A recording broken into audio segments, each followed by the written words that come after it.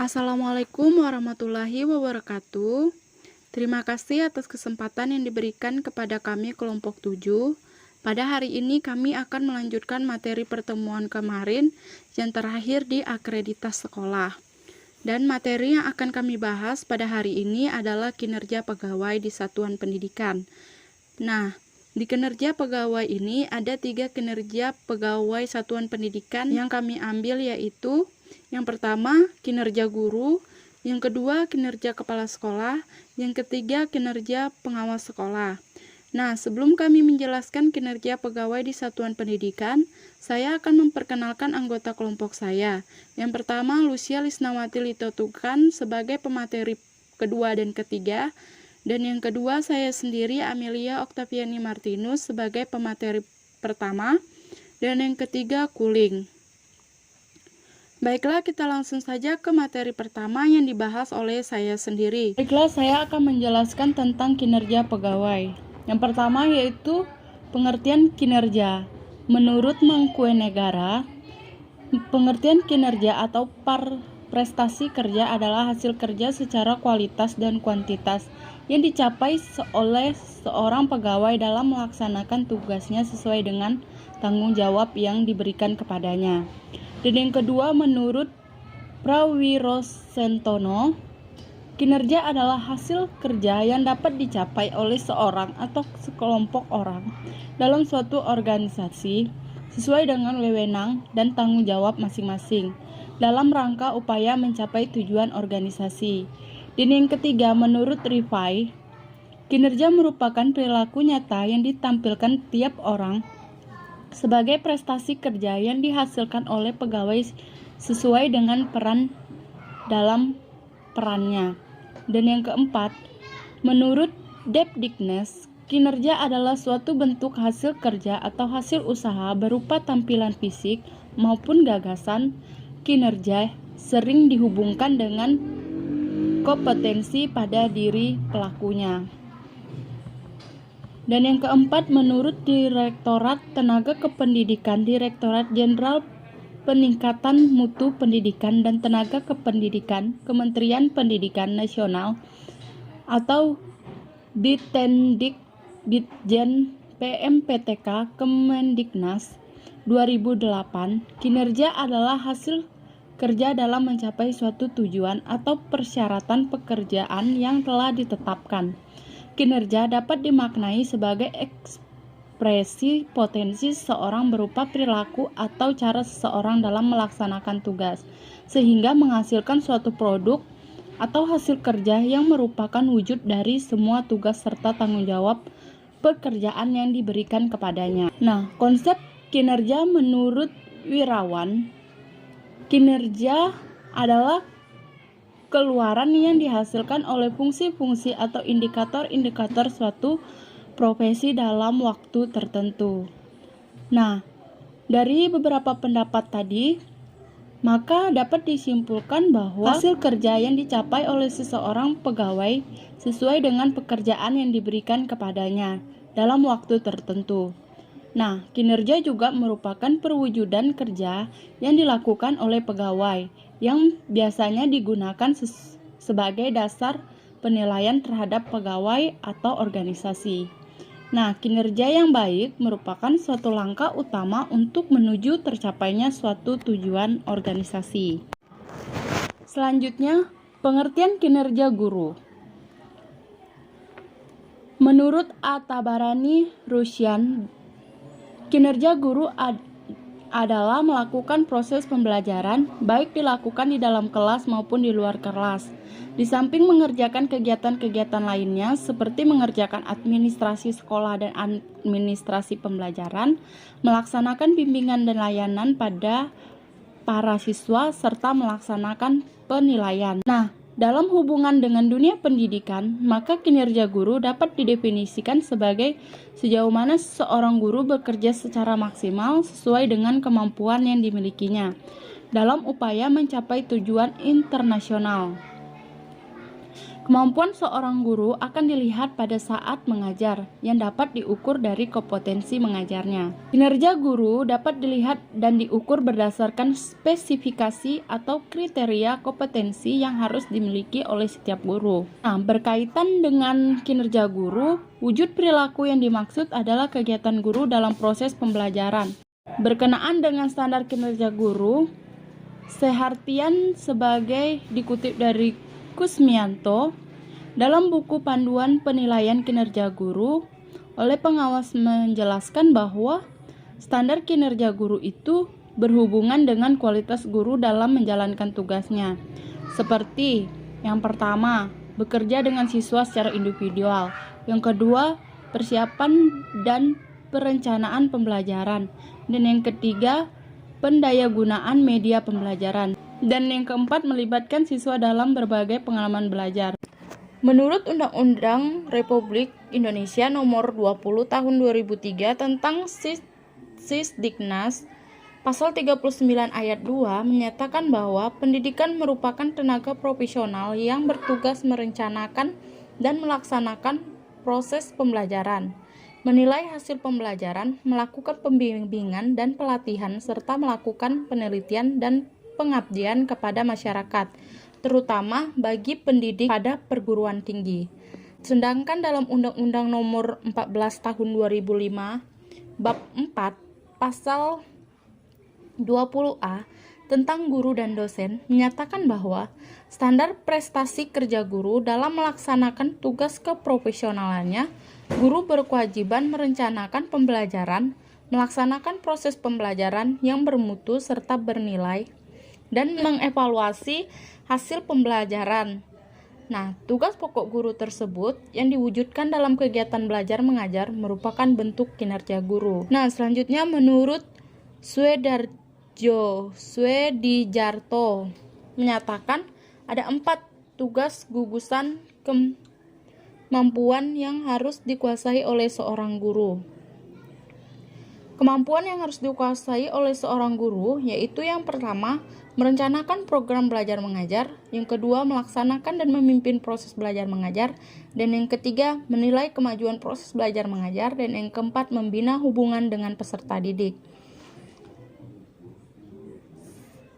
Sedangkan berdasarkan Permendiknas Nomor 41 Tahun 2007 tentang standar proses untuk satuan pendidikan menengah, dijabarkan beban kerja guru mencangkup kegiatan pokok. Yang pertama, merencanakan pembelajaran, yang kedua, melaksanakan pembelajaran, yang ketiga, menilai hasil pembelajaran, yang keempat, pembimbingan dan melatih peserta didik, dan yang kelima, melaksanakan tugas tambahan.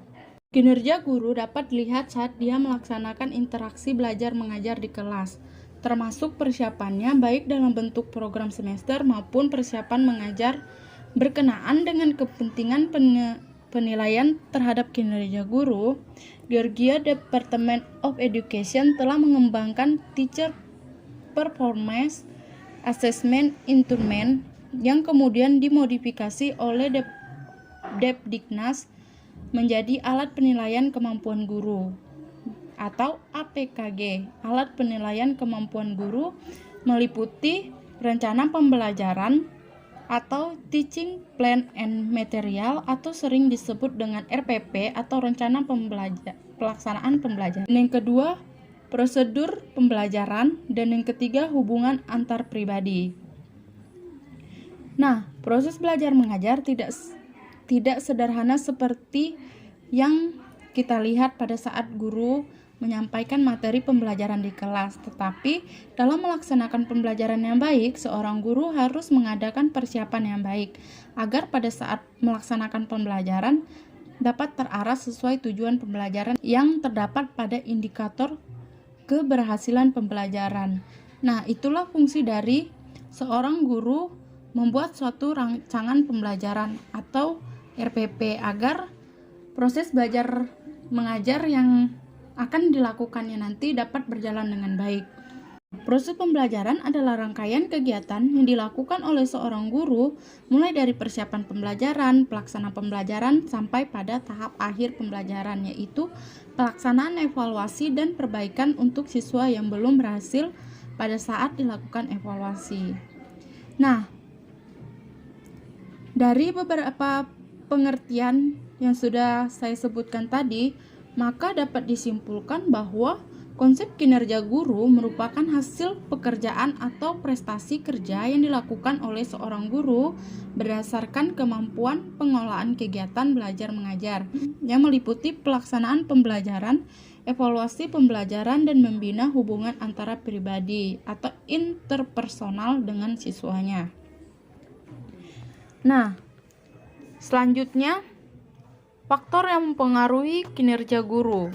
Menurut Atabarani Rusyan menyatakan bahwa untuk mendukung keberhasilan kinerja guru, maka perlu berbagai faktor yang mendukung, diantaranya yaitu motivasi kinerja guru, etos kinerja guru, dan yang ketiga lingkungan kinerja guru, dan yang keempat tugas dan tanggung jawab guru. Nah, yang pertama, motivasi kinerja guru. Motivasi kinerja guru, dorongan untuk melaksanakan pekerjaannya dengan baik bagi guru, sebaiknya muncul dari dalam diri sendiri, tetapi upaya motivasi dari luar juga dapat memberikan semangat kerja guru. Misalnya dorongan yang diberikan dari kepala sekolah kepada guru tersebut. Nah, selanjutnya etos kinerja guru. Guru memiliki etos kerja yang lebih besar untuk berhasil dalam melaksanakan proses belajar mengajar dibandingkan dengan guru yang tidak ditunjang oleh etos kinerja. Dalam melaksanakan tugasnya, guru memiliki etos yang berbeda-beda. Etos kerja perlu dikembangkan oleh guru karena yang pertama, penggeseran waktu yang mengakibatkan segala sesuatu dalam kehidupan manusia berubah dan berkembang. Dan yang kedua, kondisi yang terbuka untuk menerima dan menyalurkan kreativitas. Dan yang ketiga, perubahan lingkungan, terutama bidang teknologi. Nah, selanjutnya lingkungan kinerja guru. Lingkungan kerja yang dapat mendukung guru melaksanakan tugas secara efektif dan efisien meliputi lingkungan sosial psikologis, lingkungan fisik. Lingkungan sosial psikologis yaitu lingkungan serasi dan harmonis antar guru dengan kepala sekolah, dan guru dengan guru, kepala sekolah dengan guru, dengan staf TU dapat menunjang keberhasilan kinerja guru. Selanjutnya, lingkungan fisik ruang kinerja guru. Itu yang pertama, ruangan harus bersih, ada ruangan khusus untuk kerja, peralatan dan perabotan tertata baik, mempunyai penerangan yang baik, tersedia meja kerja yang cukup, sirkulasi udara yang baik, dan jauh dari kebisingan. Selanjutnya, tugas dan tanggung jawab guru. Tugas dan tanggung jawab guru yang pertama, tanggung jawab moral. Yang kedua, tanggung jawab dan proses pembelajaran di sekolah. Dan yang ketiga, tanggung jawab guru di bidang kemasyarakatan. Dan yang keempat, tanggung jawab guru di bidang keilmuan. Dan yang kelima, optimalisasi kelompok kerja guru. Tanggung jawab moral guru harus memiliki kemampuan menghayati perilaku dan etika yang sesuai dengan moral Pancasila. Dan yang kedua, tanggung jawab dan proses pembelajaran di sekolah, yaitu setiap guru harus menguasai cara pembelajaran yang efektif maupun membuat persiapan mengajar dan memahami kurikulum dengan baik. Dan yang ketiga, tanggung jawab guru di bidang kemasyarakatan, yaitu turut mensukseskan pembangunan masyarakat. Untuk itu, guna harus mampu membimbing, mengabdi, dan melayani masyarakat. Dan yang keempat, tanggung jawab guru di bidang keilmuan, yaitu guru turut serta memajukan ilmu dengan melaksanakan penelitian dan pengembangan. Dan yang kelima, optimalisasi kelompok kerja guru. Nah, kinerja guru yang efektif dan efisien akan menghasilkan sumber daya manusia yang tangguh, yaitu lulusan yang berdaya guna dan berhasil guna sesuai dengan tujuan yang telah ditetapkan. Oleh karena itu, kinerja guru dalam proses pembelajaran perlu ditingkatkan sebagai upaya mengembangkan kegiatan yang ada menjadi lebih baik, yang berdasarkan kemampuan bukan kepada asal-usul keturunan atau warisan, juga menunjang tinggi kualitas inisiatif dan kreativitas, kerja keras, dan produktivitas. Selanjutnya, indikator kinerja guru. Jabatan sebagai seorang guru bukan hanya sebagai jabatan fungsional, tetapi lebih bersifat profesional. Artinya, jabatan yang lebih erat kaitannya dengan keahlian dan keterampilan yang telah dipersiapkan melalui proses pendidikan dan pelatihan secara khusus dalam bidangnya. Karena itu, guru telah dipersiapkan secara khusus untuk berkiprah dalam bidang pendidikan. Maka jabatan fungsional guru bersifat profesional yang selalu dituntut untuk terus mengembangkan profesionalnya.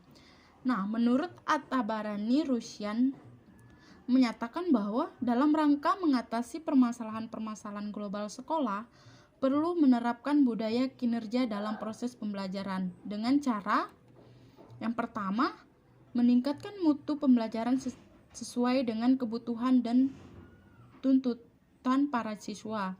Yang kedua, menggunakan alat dan media pendidikan dalam proses pembelajaran. Dan yang ketiga, mendorong lahirnya sumber daya manusia yang berkualitas melalui proses pembelajaran yang efektif dan efisien.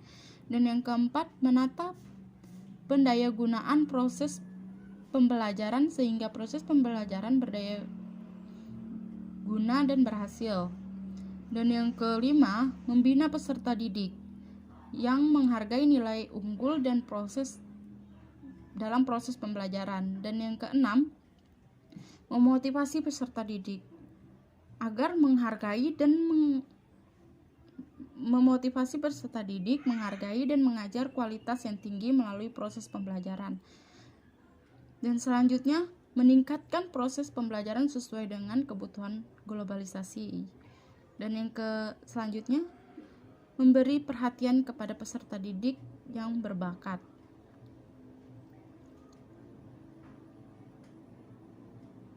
Dan yang berikut, memberi perhatian kepada peserta didik yang berbakat, mengubah peserta didik untuk berorientasi kepada kekaryaan bukan kepada ijazah, memudayakan sikap kritis dan terbuka sebagai syarat tumbuhnya pola pikir siswa yang lebih demokratis, membudayakan nilai-nilai yang mencintai kualitas kepada peserta didik, dan yang terakhir, membudayakan sikap kerja keras, produktif, dan disiplin. Menurut pendapat Nana Sujana, indikator kinerja guru dapat mengacu pada tenaga kompetensi kinerja guru. Yang pertama, menguasai bahan yang akan diajarkan. Yang kedua, mengelola program belajar mengajar. Yang ketiga, mengelola kelas. Yang keempat, menggunakan media atau sumber pembelajaran. Yang kelima, menguasai landasan-landasan kependidikan. Yang keenam, mengelola interaksi belajar mengajar. Yang ketujuh, menilai prestasi siswa. Yang kedelapan, mengenal fungsi dan program bimbingan dan penyuluhan. Yang kesembilan, mengenal dan menyelenggarakan administrasi sekolah. Dan yang kesepuluh, memahami prinsip-prinsip dan menafsirkan hasil-hasil penelitian. Nah, dari beberapa pendapat di atas, maka dapat disimpulkan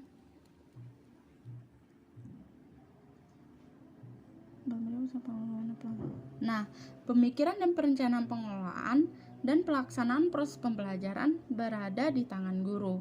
Maka guru harus sadar diri pada tujuan dan standar lingkungan, karena kesadaran merupakan modal dasar sebagai pengembangan budaya kinerja. Nah, budaya kinerja guru menurut At-Tabarani Rusyan mengatakan bahwa suatu pola sikap dan pola perilaku serta perbuatan yang sesuai dengan tata aturan atau norma yang telah digariskan, menerapkan budaya kinerja bagi guru dalam kegiatan pembelajaran mampu meningkatkan tugas dan pekerjaan guru dalam bertindak dan berpikir lebih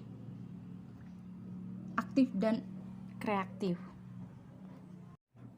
Selanjutnya, penilaian kinerja guru. Penilaian kinerja guru merupakan suatu proses yang bertujuan untuk mengetahui atau memahami tingkat kinerja guru satu dengan tingkat kinerja guru yang lain atau dibandingkan dengan standar yang telah ditetapkan.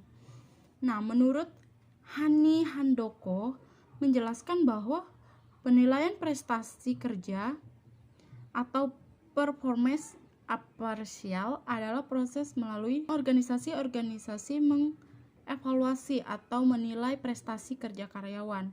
Penilaian kinerja pada dasarnya merupakan faktor kunci guna mengembangkan suatu organisasi secara efektif dan efisien karena adanya kebijakan atau program yang lebih baik atas sumber daya manusia yang ada dalam organisasi. Terdapat berbagai model instrumen yang dapat dipakai dalam penilaian kinerja guru. Namun di sini cuma 2 model yang paling umum atau yang paling sering digunakan yaitu model skala penilaian dan lembar observasi atau penilaian. Nah, skala penilaian adalah mengukur penampilan atau perilaku orang lain melalui pernyataan perilaku dalam suatu kontinuum atau kategori yang memiliki makna atau nilai. Sedangkan observasi merupakan cara mengumpulkan data yang bisa digunakan untuk mengukur tingkah laku individu ataupun proses terjadinya suatu kegiatan yang dapat diamati baik dalam situasi yang alami sebelumnya maupun situasi buatan. Tingkah laku guru dalam mengajar merupakan hal yang paling cocok dinilai dengan cara observasi. Nah, menilai kinerja guru adalah suatu proses menentukan tingkat keberhasilan guru dalam melaksanakan tugas-tugas pokok mengajar dengan menggunakan patokan-patokan tertentu. Bagi para guru, penilaian kinerja berperan sebagai umpan balik tentang berbagai hal seperti kemampuan, kelebihan, kekurangan, dan potensinya.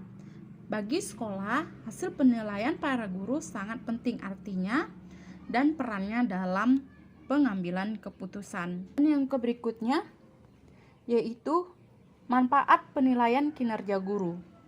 Penilaian kinerja guru memiliki manfaat bagi sebuah sekolah karena dengan penilaian ini akan memberikan tingkat pencapaian dari standar ukuran atau kriteria yang lebih ditetapkan sekolah sehingga kelemahan-kelemahan yang terdapat dalam seorang guru dapat diatasi serta akan memberikan umpan balik kepada guru tersebut.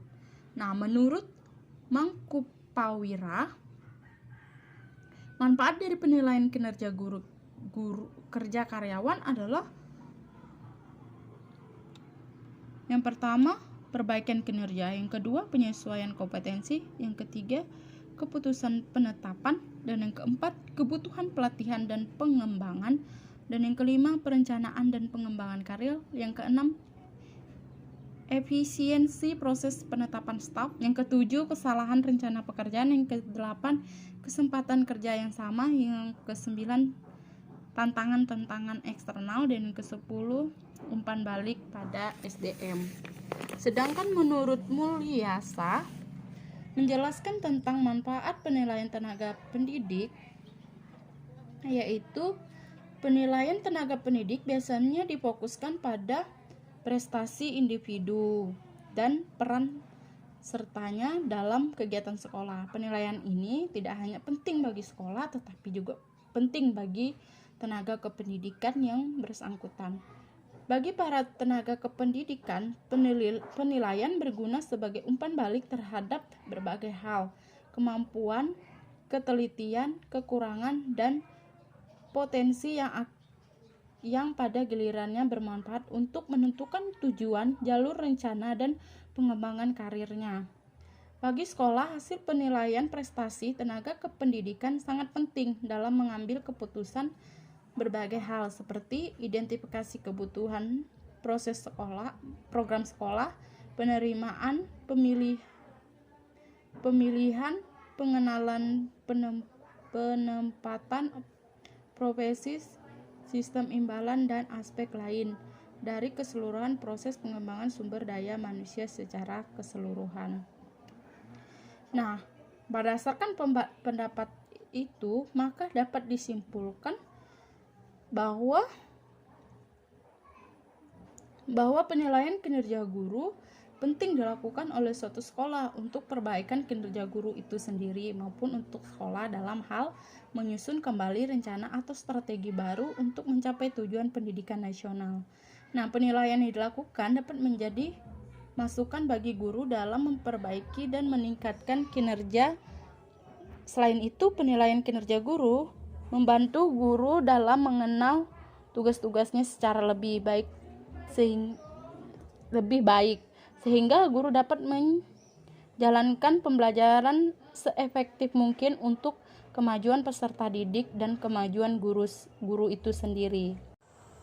Baiklah, saya akan menjelaskan mengenai kinerja kepala sekolah. Kepala sekolah sebagai motivator pendorong harus mampu memotivasi atau mendorong para guru dan staf yang lainnya untuk bekerja lebih baik lagi. Nah, motivasi atau dorongan ini sangat penting untuk meningkatkan gairah kerja para guru dan staf yang lainnya, sehingga tujuan sekolah akan tercapai dengan baik. Nah, upaya untuk meningkatkan mutu pendidikan di sekolah itu tidak lepas dari peran kepala sekolah sebagai pemimpin di sekolah tersebut. Peningkatan mutu pendidikan di sekolah itu merupakan kinerja kepala sekolah. Dengan demikian, kinerja kepala sekolah dapat dilihat apakah visi, misi, tujuan sekolah yang telah ditentukan sebelumnya sudah tercapai. Jika sudah tercapai, dapat dikatakan bahwa kinerja kepala sekolah itu baik. Nah, kinerja kepala sekolah merupakan prestasi kerja atau hasil kerja yang dicapai oleh kepala sekolah dalam melaksanakan tugas pokok, fungsi, dan tanggung jawabnya. Kinerja kepala sekolah dikatakan baik jika target atau tujuan sekolah dapat dicapai. Semua ini didukung oleh kompetensi sikap motivasi dari warga sekolah yang meliputi kepala sekolah, para guru, pegawai, tata usaha, para siswa, dan komite sekolah. Nah, adapun kriteria kinerja kepala sekolah sebagai berikut. Yang pertama yaitu mampu menyusun perencanaan sekolah. Yang kedua, mampu mengelola sarana dan prasarana sekolah. Yang ketiga, mampu mengelola hubungan sekolah dan masyarakat. Yang keempat, mampu membina hubungan kerja yang harmonis. Yang kelima, mampu memelihara hubungan kerja sama dengan lembaga atau instansi lain. Yang keenam, mampu mengelola administrasi sekolah dan hubungan sekolah masyarakat. Nah, jadi kinerja kepala sekolah itu adalah hasil kerja yang dicapai oleh kepala sekolah dalam melaksanakan tugas pokok, fungsi, dan tanggung jawabnya. Nah, adapun hasil kerja tersebut merupakan refleksi dari kompetensi yang dimilikinya. Pengertian tersebut menunjukkan bahwa kinerja kepala sekolah ditunjukkan dengan hasil kerja dalam bentuk konkret, dapat diamati dan dapat diukur baik kualitas maupun kuantitasnya. Sehingga dalam melaksanakan tugas pokok, fungsi, dan tanggung jawabnya, kepala sekolah perlu memiliki kemampuan atau kompetensi agar kinerjanya tercapai dengan baik. Berikut kompetensi yang tertuang dalam Peraturan Menteri Pendidikan Nasional Nomor 13 Tahun 2007 tentang standar kepala sekolah yang meliputi kompetensi kepribadian, manajerial, kewirausahaan, supervisi, dan sosial. Yang pertama, kompetensi kepribadian. Kompetensi kepribadian sekurang-kurangnya harus mencangkup berakhlak mulia, mengembangkan budaya dan tradisi akhlak mulia, dan menjadi teladan akhlak mulia bagi komunitas di sekolah. Kemudian memiliki integritas kepribadian sebagai pemimpin. Memiliki keinginan yang kuat dalam pengembangan diri sebagai kepala sekolah, bersikap terbuka dalam melaksanakan tugas pokok dan fungsi, mengendalikan diri dalam menghadapi masalah dalam pekerjaan sebagai kepala sekolah. lalu memiliki minat dan bakat jabatan sebagai pemimpin pendidikan. Kompetensi yang kedua yaitu kompetensi manajerial, di mana merupakan kemampuan kepala sekolah dalam memimpin dan mengelola sekolah yang sekurang-kurangnya meliputi yang pertama menyusun perencanaan sekolah untuk berbagai tingkat perencanaan. Kemudian mengembangkan organisasi sekolah sesuai dengan kebutuhan. Kemudian mampu memimpin sekolah dalam rangka pendayagunaan sumber daya sekolah secara optimal. Kemudian mengelola perubahan dan pengembangan sekolah menuju organisasi pembelajaran yang efektif.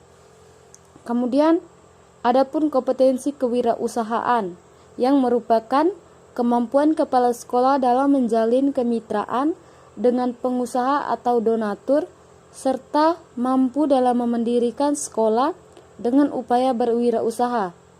Nah, secara rinci kemampuan atau kinerja kepala sekolah yang mendukung terhadap perwujudan kompetensi kewirausahaan ini diantaranya yaitu yang pertama menciptakan inovasi yang berguna bagi pengembangan sekolah.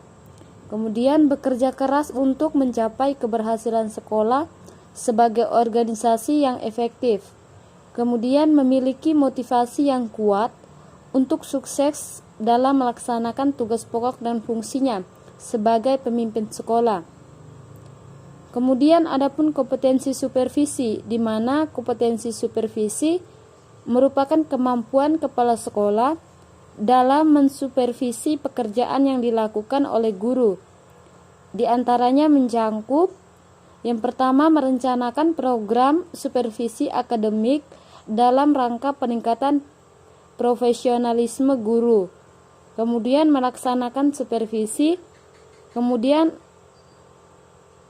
menindaklanjuti hasil supervisi akademik terhadap guru dalam rangka peningkatan profesionalisme guru. Kemudian adapun kompetensi sosial, di mana diantaranya yaitu bekerja sama dengan pihak lain untuk kepentingan sekolah, berpartisipasi dalam kegiatan sosial kemasyarakatan, memiliki kepekaan sosial terhadap orang tua atau kelompok lain. Nah, kemudian salah satu upaya kepala sekolah dalam memajukan sekolah agar berkinerja baik yaitu dengan melakukan pembinaan kepada guru. Salah satu ciri kepala sekolah yang memiliki kinerja baik yaitu mampu memimpin sekolah secara efektif. Nah, ada 3 aspek penilaian kepala sekolah. Yang pertama yaitu input atau masukan, di mana merupakan data awal profil sekolah yang meliputi data komponen akademik dan non-akademik pada awal penugasan. Yang kedua yaitu proses, di mana merupakan pelaksanaan tugas dan fungsi kepala sekolah yang meliputi edukator, manajer, administrator, supervisor, leader, inovator, dan inovator. Kemudian yang ketiga adalah keluaran atau output. Nah, di mana output merupakan hasil akhir yang telah diperoleh sekolah, hasil yang telah dicapai sekolah tersebut, di mana merupakan hasil kerja kepala sekolah dalam memberdayakan seluruh sumber daya yang ada di sekolah. Kepala sekolah merupakan kemampuan. Kepala sekolah memiliki kemampuan melaksanakan tugas dan fungsinya sebagai edukator, manajer, administrator, supervisor, leader, inovator, dan motivator. Nah, ketujuh tugas dan fungsi kepala sekolah harus dilakukan sebagai pendidik dan memberikan contoh teladan kepada guru dan staf serta siswa. Yang pertama, kepala sekolah sebagai edukator. Dalam melakukan fungsinya sebagai edukator, kepala sekolah harus memiliki strategi yang tepat untuk meningkatkan profesionalisme tenaga kependidikan di sekolahnya, menciptakan iklim sekolah yang kondusif, memberikan nasihat kepada warga sekolah, dan memberikan dorongan kepada seluruh tenaga pendidikan. Yang kedua, kepala sekolah sebagai manajer. di mana manajemen pada hakikatnya merupakan suatu proses merencanakan, memimpin, melaksanakan, mengorganisasikan, dan mengendalikan usaha para anggota organisasi serta mendayagunakan seluruh sumber-sumber daya organisasi dalam rangka mencapai tujuan yang telah ditetapkan. Kemudian ada kepala sekolah sebagai administrator, di mana kepala sekolah sebagai administrator memiliki hubungan yang sangat erat dengan berbagai aktivitas pengelolaan administrasi yang bersifat pencatatan, penyusunan, dan pendokumenan seluruh program sekolah. Nah, kepala sekolah sebagai administrator khususnya dalam meningkatkan kinerja dan produktivitas sekolah dapat dianalisis berdasarkan beberapa pendekatan, baik pendekatan sifat, pendekatan perilaku, maupun pendekatan situasional. Kemudian, kepala sekolah sebagai supervisor. Supervisi merupakan suatu proses yang dirancang secara khusus untuk membantu para guru dan supervisor dalam mempelajari tugas sehari-hari di sekolah, agar dapat menggunakan pengetahuan dan kemampuannya untuk memberikan layanan baik pada orang tua peserta didik dan sekolah, serta berupaya menjadikan sekolah sebagai masyarakat belajar yang lebih efektif. Kemudian ada kepala sekolah sebagai leader, di mana kepala sekolah sebagai leader harus mampu memberikan petunjuk dan pengawas, meningkatkan kemauan tenaga kependidikan. Nah, kemampuan yang harus diwujudkan kepala sekolah sebagai leader dapat dianalisis dari kepribadian, pengetahuan terhadap kependidikan, visi dan misi sekolah, kemudian kemampuan mengambil keputusan, dan kemampuan berkomunikasi. Kemudian ada kepala sekolah sebagai inovator, di mana kepala sekolah sebagai inovator harus memiliki strategi yang tepat untuk menjalin hubungan yang harmonis dengan lingkungan, mencari gagasan baru, mengintegrasikan setiap kegiatan, memberikan teladan kepada seluruh tenaga kependidikan di sekolah. Kemudian ada kepala sekolah sebagai motivator, di mana kepala sekolah sebagai motivator harus memiliki strategi yang tepat untuk memberikan motivasi kepada para tenaga kependidikan dan staf dalam melakukan berbagai tugas dan fungsinya. Kepala sekolah harus mampu memotivasi seluruh tenaga kependidikan dan staf di sekolah. Yang berikut adalah kinerja pengawas sekolah, di mana kinerja pengawas sekolah adalah penilaian tiap butir kegiatan atau tugas utama pengawas sekolah yang dikembangkan menjadi indikator penilaian kinerja dalam rangka pembinaan pengawas sekolah dalam meningkatkan kinerjanya. Adapun 4 tujuan pengawas sekolah. Yang pertama yaitu memperoleh dasar untuk pengambilan keputusan promosi atau transfer untuk pengambilan keputusan promosi, transfer demosi atau penurunan pangkat PHK.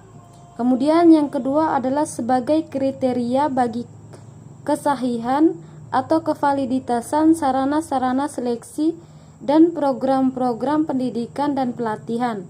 Kemudian yang ketiga adalah untuk mengalokasikan dana guna memberi penghargaan, intensif, subsidi dan lain-lain bagi staf. Kemudian yang keempat adalah untuk meyakinkan umpan balik bagi staf yang dapat menunjang pengembangan diri dan karyanya. Kemudian adapun manfaat penilaian kinerja pengawas satuan pendidikan dapat dirinci sebagai berikut. Nah, yang pertama yaitu peningkatan prestasi kerja pengawas. Dengan dilakukan penilaian kinerja, pihak dinas pendidikan memperoleh umpan balik dan pengawas yang bersangkutan dapat memperbaiki pekerjaan mereka. Yang kedua yaitu kesempatan kerja yang adil, di mana dengan adanya penilaian kerja yang akurat, maka akan menjamin setiap pengawas memperoleh kesempatan menempati posisi jabatan fungsional maupun profesional sesuai dengan kemampuannya. Kemudian yang ketiga adalah kebutuhan-kebutuhan pelatihan atau pengembangan, di mana dengan adanya penilaian kerja pengawas, akan terdeteksi pengawas yang kemampuannya rendah, kemudian dapat ditentukan program pelatihan untuk meningkatkan kemampuan mereka. Kemudian yang keempat adalah penyesuaian kompensasi. Penilaian kerja dapat membantu para pejabat untuk mengambil keputusan dalam menentukan penghargaan, subsidi, kompensasi gaji, bonus, dan sebagainya. Kemudian yang kelima adalah keputusan-keputusan promosi dan demosi, di mana hasil penilaian kerja terhadap pengawas dapat digunakan untuk mengambil keputusan dalam mempromosikan pengawas yang berprestasi dan mendemosikan yang berprestasi rendah. Kemudian yang keenam adalah kesalahan-kesalahan desain kerja. Penilaian kinerja pengawas dapat membantu mendiagnosis kesalahan-kesalahan desain kerja. Nah, kemudian di dalam menilai kinerja pengawas agar bermanfaat seperti yang di atas, maka minimal ada 4 prinsip yang perlu diperhatikan. Nah, yang pertama adalah penilaian kerja harus mempunyai hubungan dengan pekerjaan atau tugas pokok dan fungsi pengawas. Kemudian yang kedua adalah sistem penilaian kinerja benar-benar menilai perilaku atau kerja yang mendukung kegiatan pengembangan mutu sekolah, binaan dan kualitas dinas pendidikan di mana pengawas bekerja. Kemudian adanya standar pelaksanaan tugas pengawas, di mana standar pelaksanaan tugas pengawas merupakan ukuran yang dipakai untuk menilai kerja tersebut. Kemudian yang keempat adalah praktis. Sistem penilaian yang praktis yaitu mudah dipahami dan dimengerti serta digunakan baik oleh penilai maupun pengawas. Kemudian yang berikut ada indikator kinerja pengawas sekolah. Nah, indikator kinerja pengawas sekolah meliputi 4 dimensi. Yang pertama, pelaksanaan pengawasan. Yang kedua, prestasi kerja. Yang ketiga, pengembangan profesi. Dan yang keempat adalah dampaknya terhadap pengembangan mutu sekolah. Yang berikut adalah instrumen penilaian kerja. Nah, yang pertama yaitu penilaian kinerja berorientasi waktu yang lalu.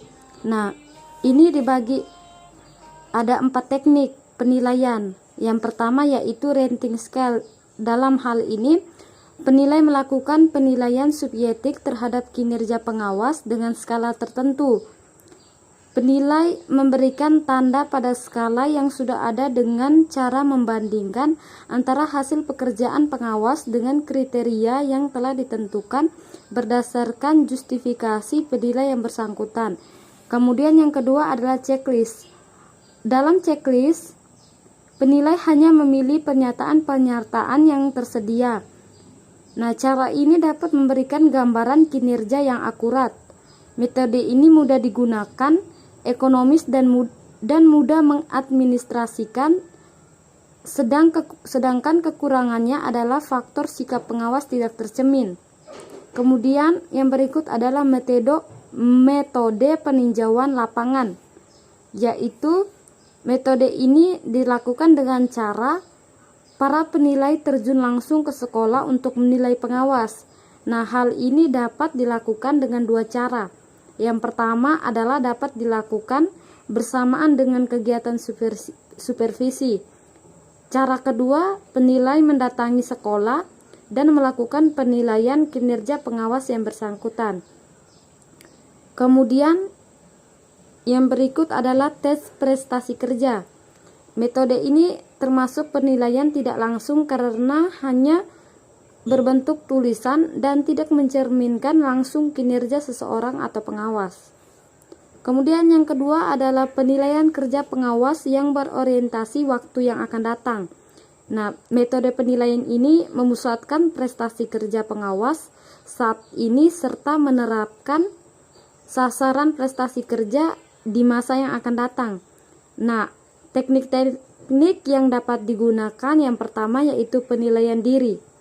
Nah, metode penilaian ini menekankan bahwa penilaian itu dinilai oleh pengawas sendiri. Tujuannya adalah pengembangan diri dalam rangka pengembangan profesi dan mutu sekolah sebagai organisasi belajar. Kemudian ada pendekatan manajemen by objektif. Nah, metode ini ditentukan bersama-sama antara penilai dan pengawas. Mereka bersama-sama menentukan tujuan dan sasaran pelaksanaan kerja di waktu mendatang. Nah, kemudian ada penilaian psikologis. Nah, metode ini dilakukan dengan mengadakan wawancara mendalam. Kemudian yang berikut adalah mekanisme penilaian kerja. Nah, mekanisme penilaian kerja pengawas ditempuh melalui 3 tahapan. Yang pertama tahap 1, yaitu uji kinerja dengan inventory untuk menentukan indeks kinerja pengawas.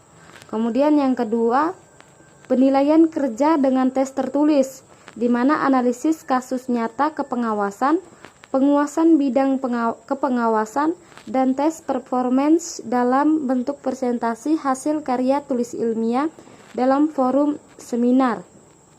Kemudian yang tahap ketiga adalah kemudian ditetapkan kategori kinerja pengawas atas dasar hasil tahap 1 dan 2, yang hasilnya dibedakan menjadi 3 kategori, yaitu tidak layak berindeks 0, layak berindeks 1 sampai 3, dan sangat layak berindeks 4 dan 5. Kemudian yang tahap ketiga yaitu menetapkan tindak lanjut hasil penilaian tahap 2, yaitu untuk menetapkan pembinaan dan pengembangan karir pengawas. Bagi pengawas yang termasuk kategori tidak layak, perlu diberikan perlakuan khusus agar kelak menjadi pengawas yang kategori layak. Kemudian bagi pengawas termasuk kategori layak, wajib diberi subsidi dan insentif agar dapat meningkatkan kinerjanya di masa yang akan datang. Kemudian selanjutnya, hasil penilaian kinerja pengawas disampaikan oleh tim penilai independen kepada Kepala Dinas Pendidikan. Selanjutnya, Kepala Dinas Pendidikan menetapkan hasil penilaian melalui surat keputusan tentang kinerja pengawas. Nah, ada 3 jenis keputusan penilaian kinerja pengawas. Yang pertama yaitu, bagi pengawas yang tidak layak, diputuskan wajib mengikuti pembinaan atau perlakuan khusus seperti pelatihan khusus, pendampingan, penugasan, dan lain-lain. Kemudian bagi pengawas yang layak, diputuskan untuk melaksanakan tugas kepengawasannya secara mandiri. Promosi kenaikan jabatan fungsional setelah memenuhi persyaratan yang ditentukan. Promosi kenaikan jabatan karir pengawas, itu pengawas pertama, muda, madya, dan utama, setelah memenuhi persyaratan yang ditentukan. Kemudian yang ketiga adalah bagi pengawas yang layak, diputuskan untuk melaksanakan tugas membina pengawas baru atau pertama, mendampingi pengawas yang termasuk kategori tidak layak, kemudian diusulkan menjadi pengawas samapta, serta diusulkan mengikuti seleksi pengawas terbaik tingkat kabupaten kota, provinsi, dan atau nasional dalam rangka pemberian penghargaan. Sekian presentasi dari saya. Baiklah, sekian video presentasi dari kami. Kurang dan lebihnya kami mohon dimaafkan. Wassalamualaikum warahmatullahi wabarakatuh.